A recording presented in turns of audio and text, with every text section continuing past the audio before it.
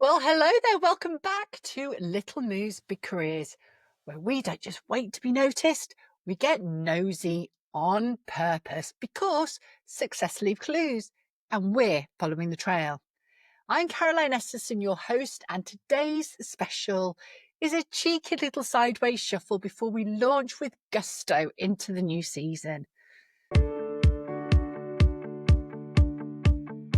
This isn't a pep talk, it's a practical guide with a glint in its eye. Smart moves, slight chaos. Welcome to Little Moves, Big Careers. I talk a lot about the importance of reflection, so I thought it was only right and proper for me to do a bit of public reflection on the podcast so far. So let's get started by rewinding the tape, shall we, to remind ourselves of our journey together. So we kicked things off with the brutal truth in episode 1, didn't we? Yeah, hard work alone is just not enough. Yeah, you thought turning up early, saying yes to everything and dying quietly at your desk would get you promoted. But you learnt it won't. You need to get intentional and visible.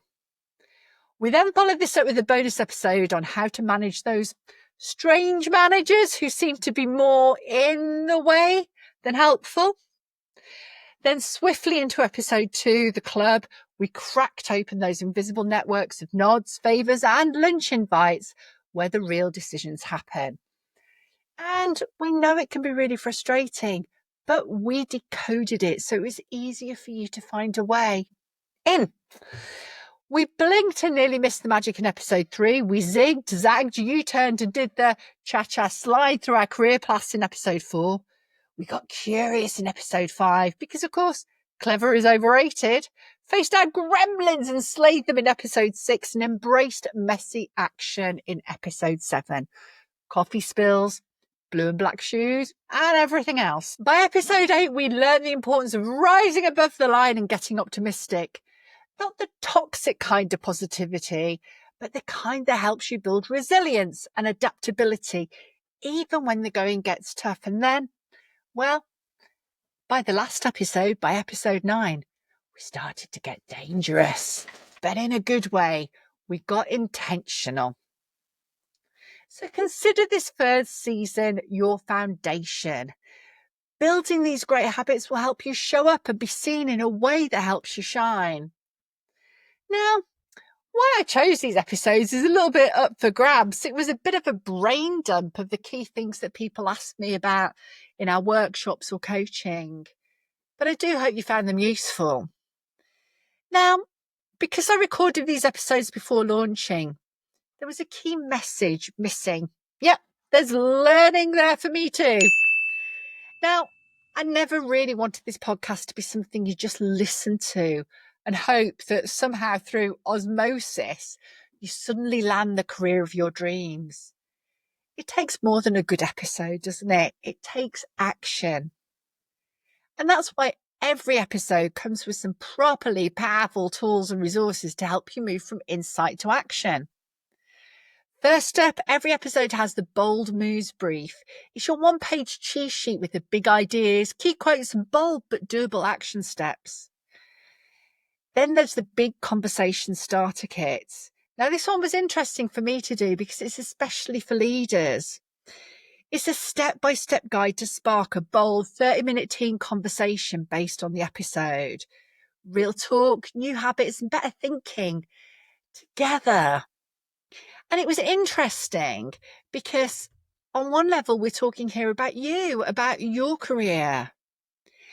But I also imagine if you and your team and your team leader are dealing with some of these topics together, to having honest conversations about them and to spark real action that you can support each other on.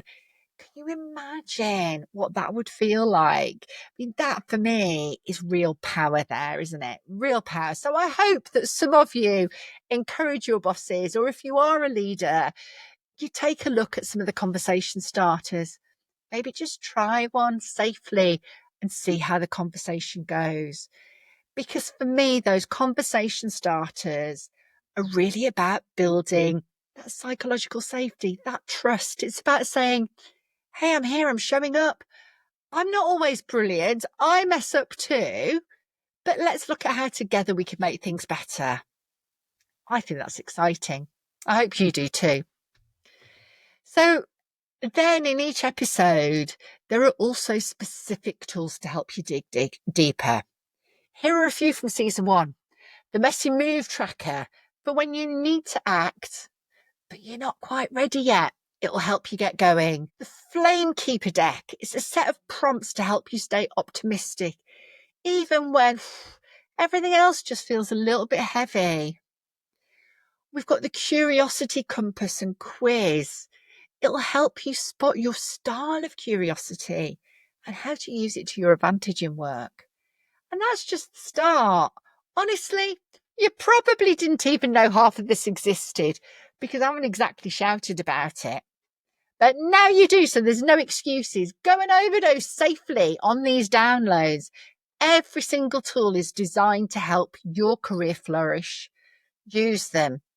Share them, or, if you prefer, guard them. Like that one colleague, the one who guards their favourite mug in the staff canteen fiercely and with passive-aggressive post-its. If that's your preference, whatever works, really.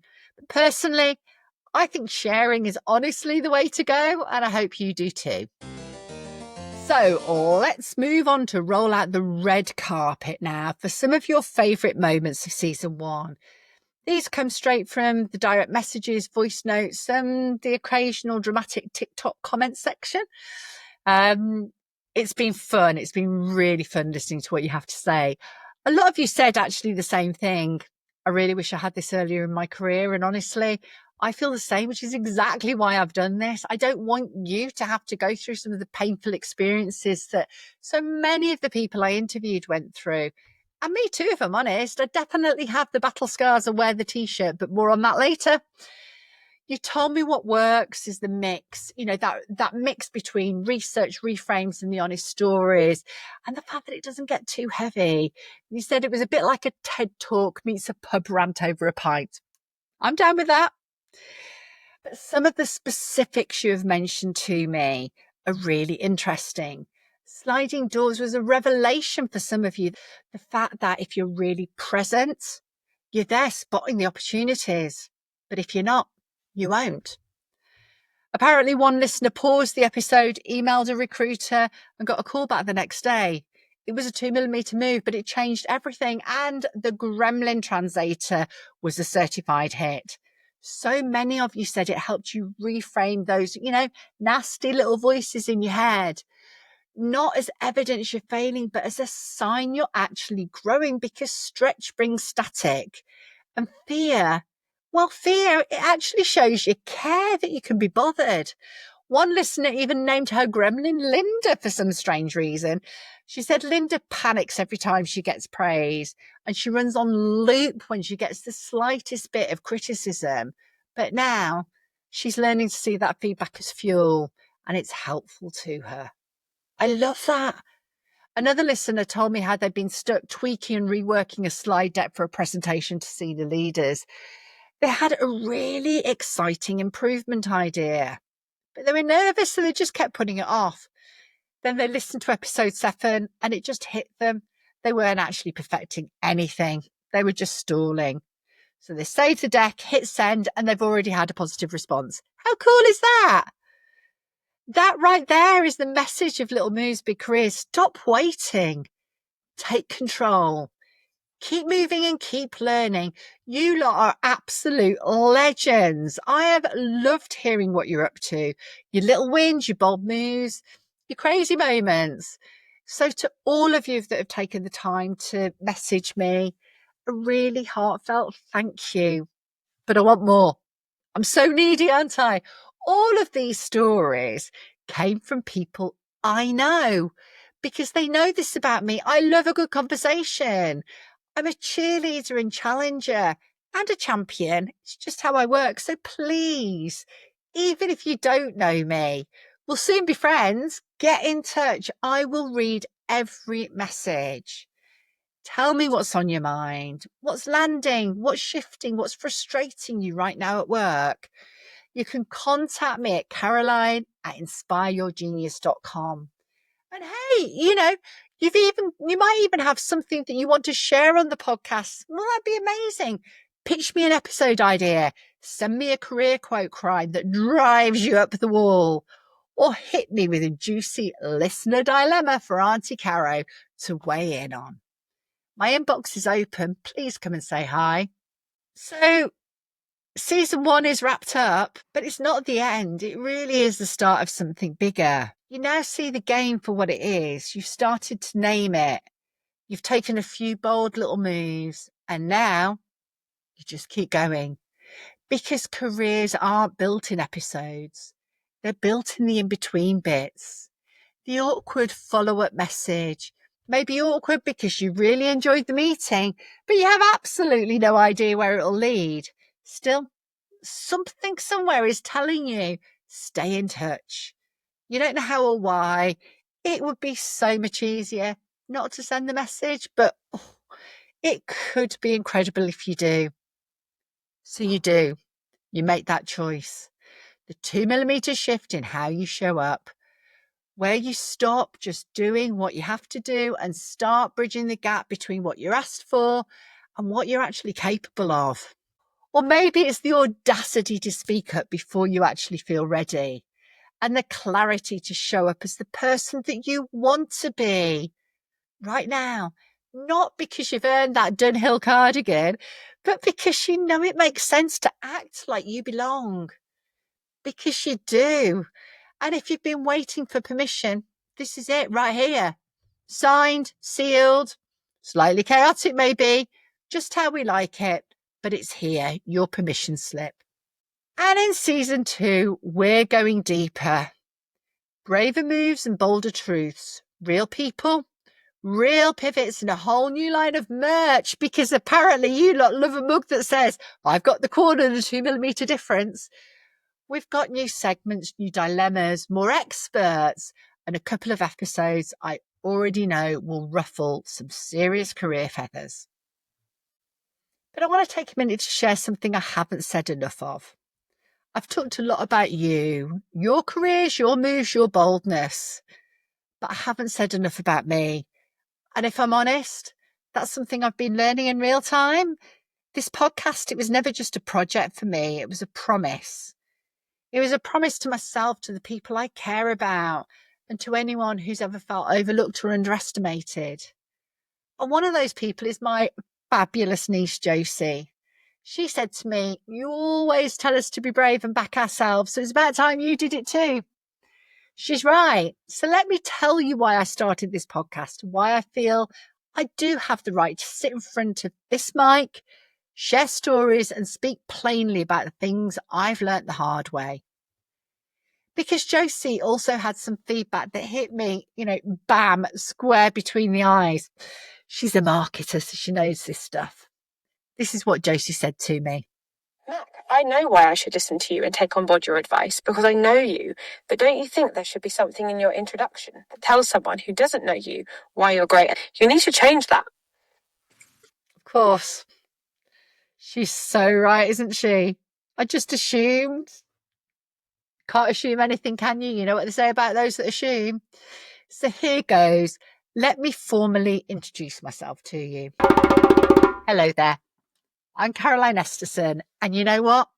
Early in my career, I really struggled. Work was so frustrating. I job hopped every 18 months chasing the so-called greener grass. But it was never actually greener. Invariably, it was actually exactly the same, just with different players. But here are some of the moments that have shaped me.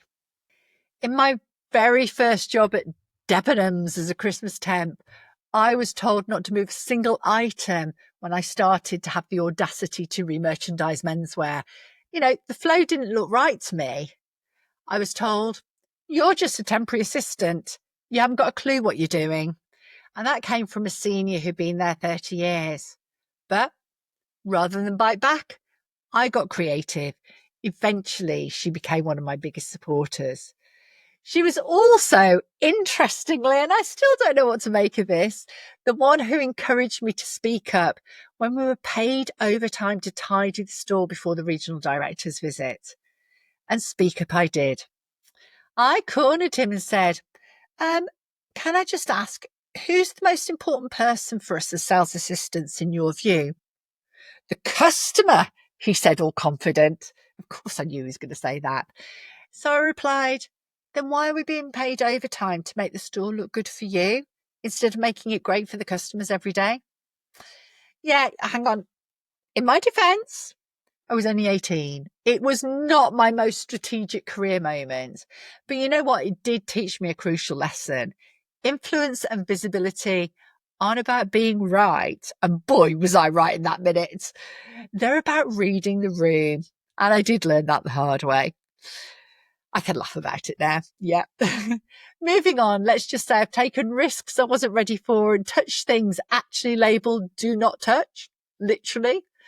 I've been bullied. I've had misogyny disguised as feedback. I once got a performance review that said improve immediately or you're out.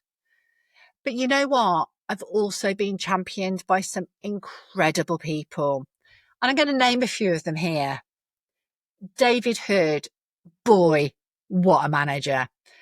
Gordon Fisher, Andy Dennis, Rob Garnsworthy, and later on, Sally Kemp and Ray Pendleton, who took a wild punt on me that paid off and opened the door to a thriving consultancy career. To all of you, thank you. You cheerleaded, challenged, and shaped me, and I really wouldn't be here without your belief. In the last 25 plus years, I've worked with over 25,000 people in organisations ranging from Ralph Lauren to Channel 4, Royal Mail and Eon. I've got the battle scars. I've earned the t-shirts. And now I want to share the stories so maybe you don't have to hit quite as many walls as I did.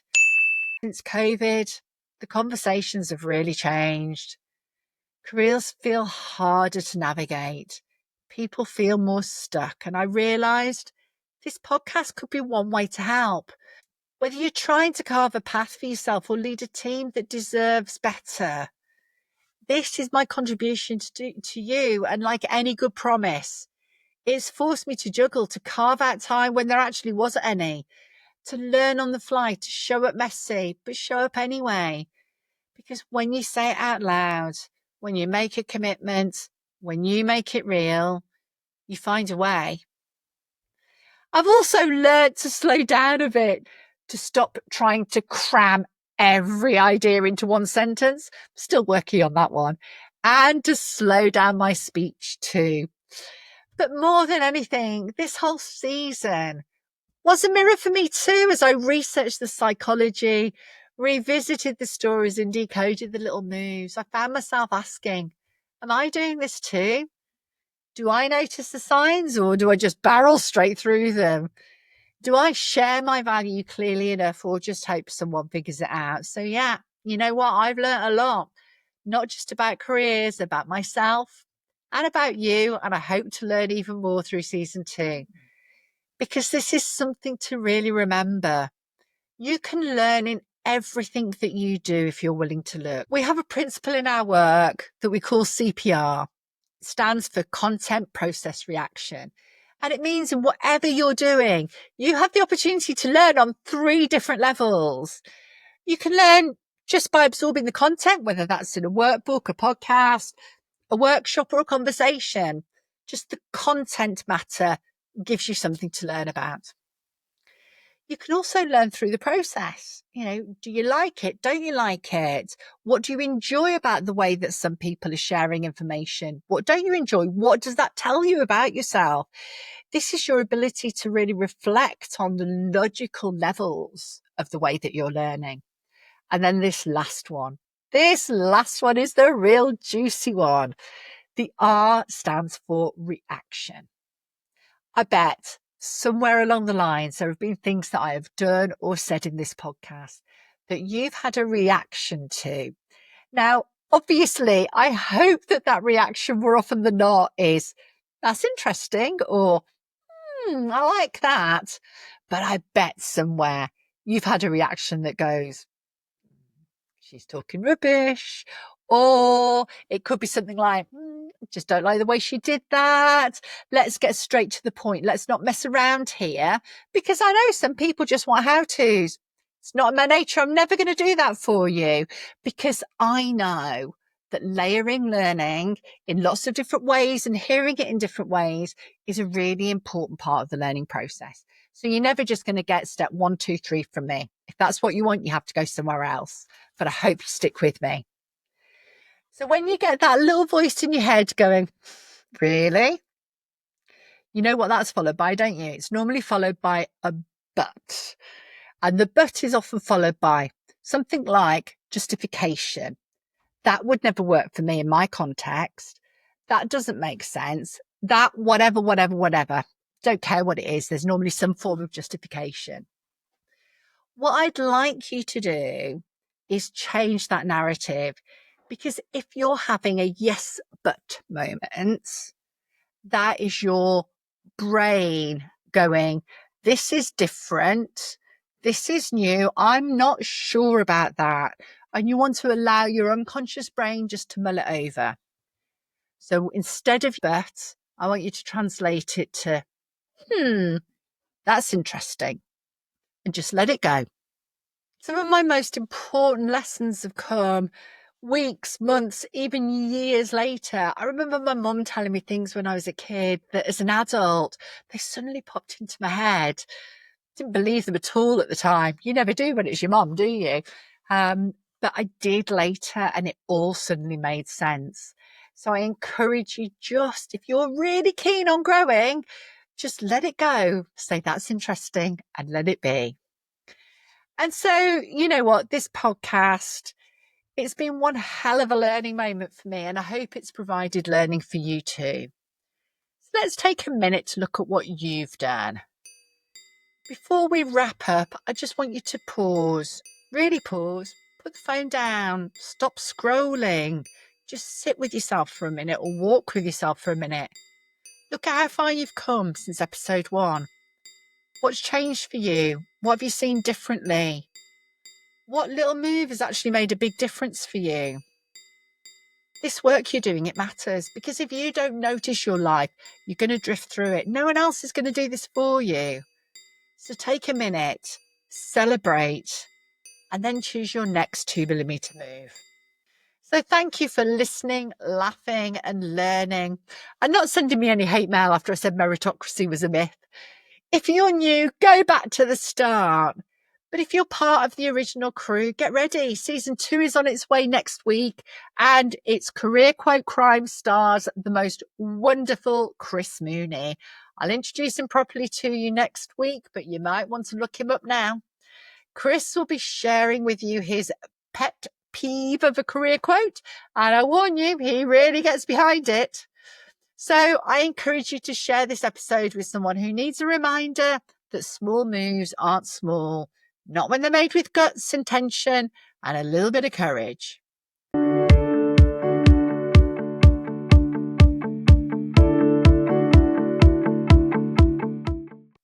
That's it for today's episode. If you're loving the show, a quick rating or review makes a huge difference. It helps more bold, brilliant people find us. Remember, you'll find show notes, tools, and team conversation starters over at www.inspireyourgenius.com/podcast. And if you want to bring fresh thinking into your team or company, that's literally what we do. Drop us a line and we'll make it sing for you. Until next time, make the move, even if it's tiny, especially if it's tiny.